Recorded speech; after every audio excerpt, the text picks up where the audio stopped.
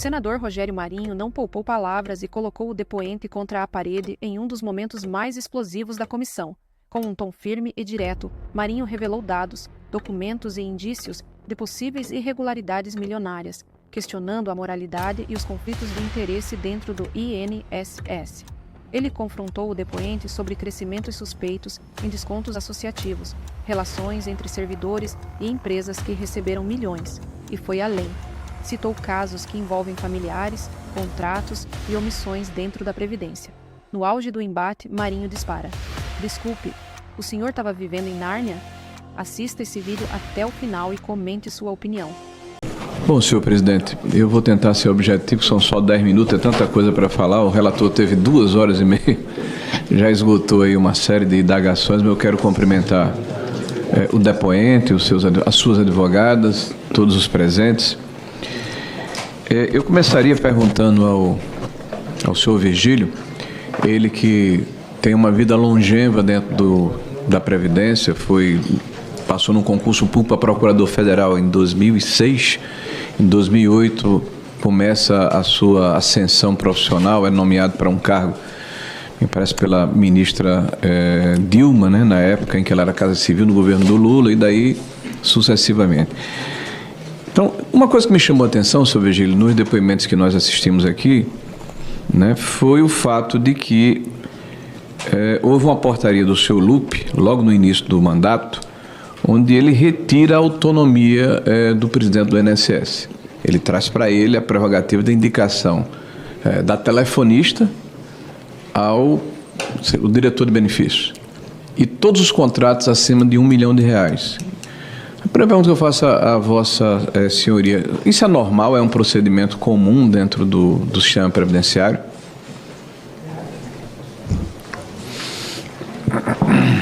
O ministro tem a prerrogativa, tanto é que o fez. Eu pergunto se é normal. Fica a cargo de cada ministro. O senhor conhece algum ministro anterior que tenha feito isso? Nesses 20 anos que o senhor tem de Previdência?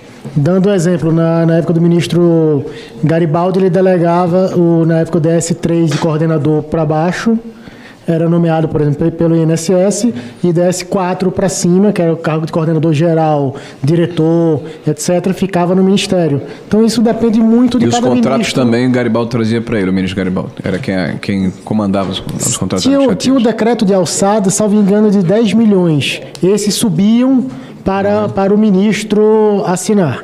Ok. Mas por via de decreto. Foi dito aqui, por vários deputados do governo, até um alerta para vossa senhoria, de que o grande erro deste governo atual, do presidente Lula, é ter preservado servidores oriundos do governo anterior do presidente Bolsonaro. E ele se referiu especificamente ao senhor e ao André Fidelis. Foi dito aqui por vários deputados do governo. Inclusive hoje, aqui na sessão de hoje, né, um deputado faz essa afirmação de forma peremptória. Eu pergunto a vossa senhoria se o fato do senhor ser um funcionário de carreira, aliás, eu tenho no meu gabinete membros são procuradores federais, membros da AGU, que lhe referenciam como alguém que profissionalmente sempre foi uma pessoa com muito conceito dentro da carreira. Como é que o senhor se sente ao ser reputado dessa forma ou referenciado dessa forma aqui nesse momento aqui por parlamentares do atual governo, que colocam o senhor como se fosse o ovo da serpente que permaneceu nesse governo, fruto do governo anterior? Senador, eu entendo que a CPMI, por estarmos no parlamento, tem o seu viés político, né? Me sinto altamente injustiçado, com certeza. Mas eu entendo que tem um viés político e vida que segue. Agradeço. Vossa Excelência afirmou aqui que sobre de forma incipiente foi a palavra que Vossa Senhoria usou, de que haviam algumas denúncias ligadas a contribuições associativas ilegais ou fraudulentas. Eu queria que a comissão botasse o primeiro quadro aí, por gentileza. Né? Bom, o senhor tem quase 20 anos de Previdência. Então, primeiro, reportagem de 2010, o senhor estava lá. Contribuição compulsória de aposentados são descontados sem saber, sindicatos faturam milhões. Aqui eles falam especificamente da CONTAG, que o senhor tem defendido muito. O primeiro quadro aí, por gentileza. Idosa descobriu que teve descontos devido ao INSS por 30 anos após escândalo de fraude. Da mesma coisa, CONTAG. Foi associada de forma indevida. Está aqui na imprensa da época.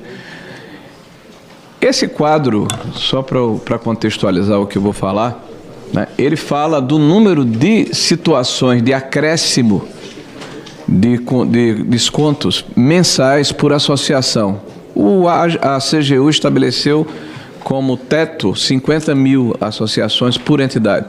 Então, o senhor pode verificar que aconteceram 6 em 2018, 2019 uma, 21, 21, 22, mais uma.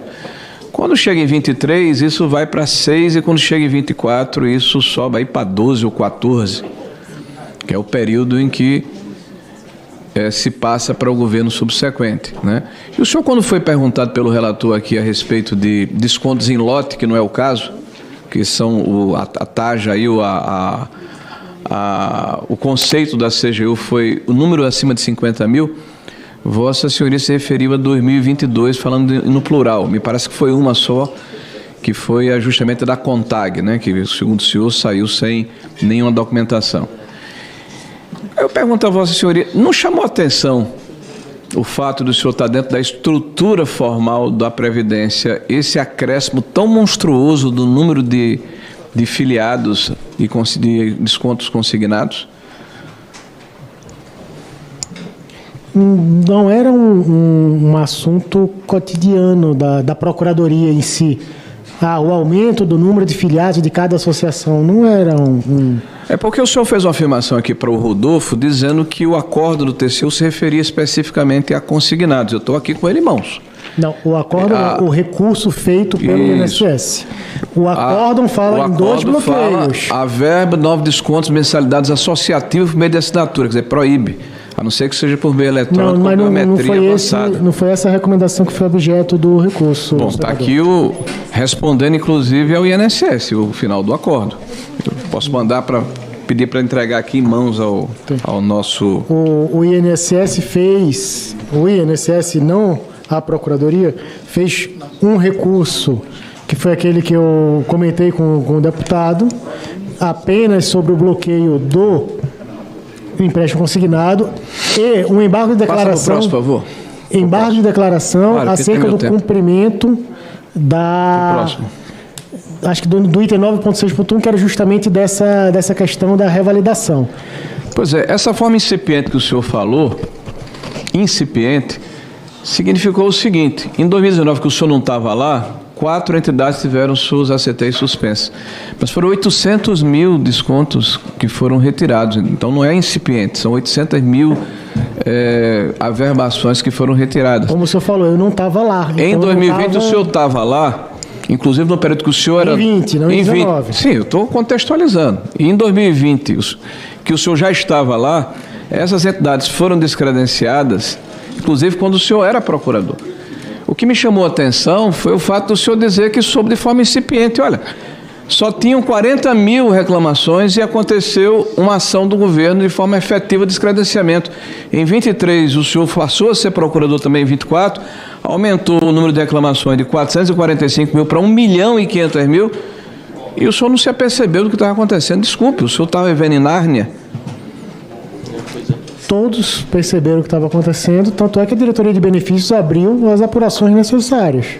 Apurações necessárias? Desculpe, senhor Vigílio, as apurações não ocorreram. Ocorreram, na verdade, uma abertura de um inquérito por parte da Polícia Federal em função de denúncias feitas pelo jornal Metrópole. Está dentro do escopo do processo. Vossa Senhoria, inclusive, foi afastado por decisão judicial a pedido da Polícia Federal, já em abril ou maio de 2025. Então, com todo respeito a Vossa Senhoria, houve, no mínimo, uma omissão, para não falar uma palavra mais forte, para não prejulgar. Passa para o próximo quadro, por gentileza.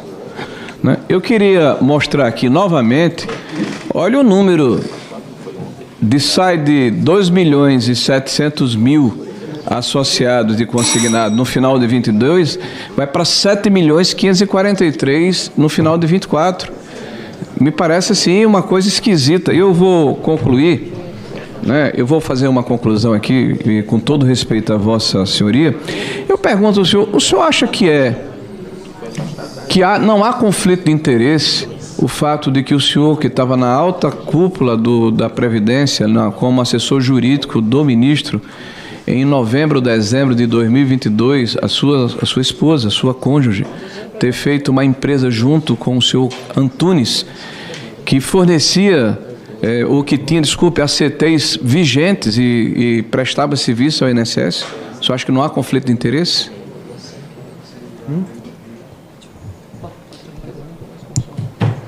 Essa informação não procede. A sua esposa fez uma empresa, constituiu com o careca do INSS no final de 22. Desconheço, nunca foi... Não foi com o careca, fez uma empresa que recebeu dinheiro... Ah, sim, que recebeu o dinheiro do careca, tem razão. A Curitiba, exatamente. Dia 1º de novembro. O senhor acha que não há conflito de interesse dela fazer esse contrato com o senhor Antunes? Fez depois contrato. Senador, eu não estava nem na Procuradoria do INSS, como o senhor bem aventou. Eu não tinha competência nenhuma em relação à INSS. Mas essa empresa continuou, quando o senhor assumiu a Procuradoria, a receber recursos do senhor Antunes. A Conjur, mais de 7 como o milhões de senhor reais. mesmo foi ministro, o senhor sabe quais as funções da Conjur em relação ao ministro, ao ministério, e não entidades vinculadas. Sim, depois... Pois não, Excelência. Depois o senhor foi promotor... Voltei à Procuradoria do INSS... Em setembro, e o senhor foi até procurador. a atribuição de assinatura de... parecer sobre a assinatura de ACT, não ia nem mais para o Eu Procurador-Geral. não entrei no mérito da ACT, eu perguntei se o senhor não vê conflito de interesse no fato da sua esposa prestar serviço a quem tem ACT ativos. Ela não com o prestava INSS. serviço a quem tinha ACT Ela recebeu ativo. mais de 7 milhões, Para encerrar, Excelência. inclusive em 23 e 24, o senhor já era procurador. Não. Bom, eu posso fazer só uma conclusão de 30 segundos, sem me dirigir ao depoente. Senhor presidente, nós estamos vivendo um momento muito complicado no Brasil. E eu nem tiro a razão Vossa Excelência quer fazer uso do tempo de líder? Faço, por favor. Então, 5 minutos pela liderança Por favor. da oposição. Agradeço a Vossa Excelência a gentileza e o espaço. Então, vem um momento muito complicado no Brasil, porque nós estamos num momento, inclusive, que as instituições estão sendo questionadas, não apenas pela situação da prática legislativa ou de ser escorreito em função da lei, e as pessoas muitas vezes ficam buscando esse tipo de guarida. Isso aqui é legal.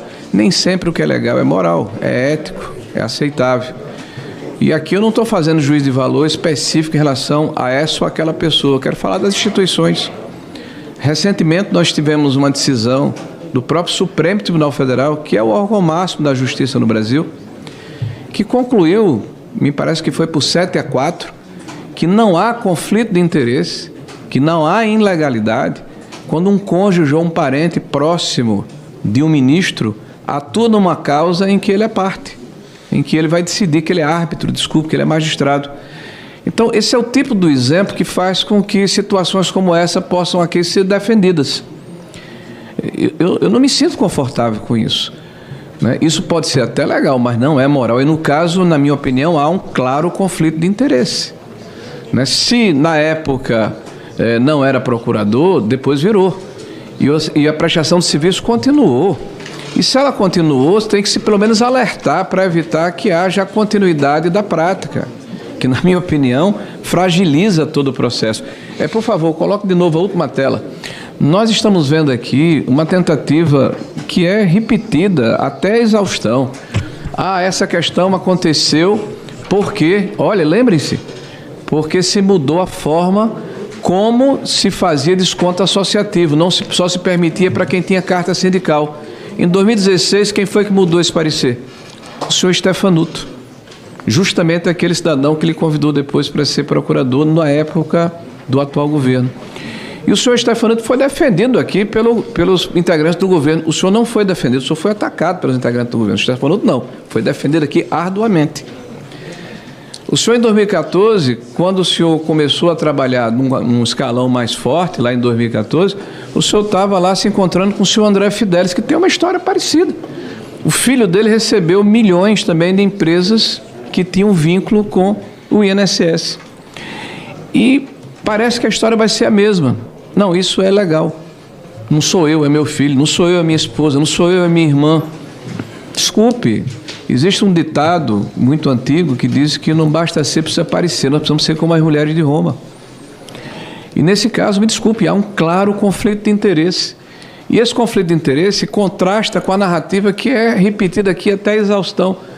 Se você tem um número de consignados, de de descontos associativos, que chega no final de 2022, mesmo um crescimento menor do que o início de 2019, e você tem um crescimento geométrico, que chega quase 4 vezes mais do que existia, e aqueles que tinham autoridade e responsabilidade não se aperceberam, precisaram ser provocados pela imprensa, e provocados pela imprensa, continuaram a se manter incólumes, sem nenhuma ação efetiva, litigando no Tribunal de Contas da União, não tomando medidas efetivas, permitindo soluções intermediárias que driblavam a biometria, driblavam a necessidade de se fazer validação.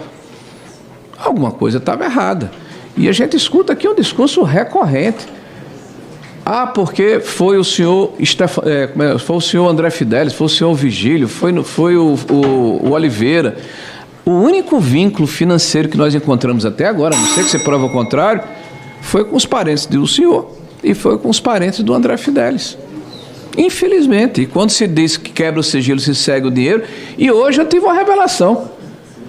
Quem sentou na reunião em janeiro de 2023 foi um auxiliar do senhor Queiroz, do atual ministro da Previdência, Volney Queiroz, o pai dele, que recebeu 50 mil reais do careca, do seu Antunes. Eu não sabia, soube agora, porque foi compulsado aqui quando se quebra o sigilo e se pega o refis. E estão se acusando aqui o Onix de ter recebido 60 mil por dentro. Alguém recebeu 50 mil por fora. Bom, em algum momento, quando chegar aqui o próximo depoimento, vai falar a respeito. No mais, não faço pré-julgamento. Todo mundo tem a presunção da inocência. Eu apenas estou comentando que é muito fora da tipicidade o que está acontecendo aqui com o senhor. E eu lamento, porque o senhor é muito bem referenciado pelos seus colegas.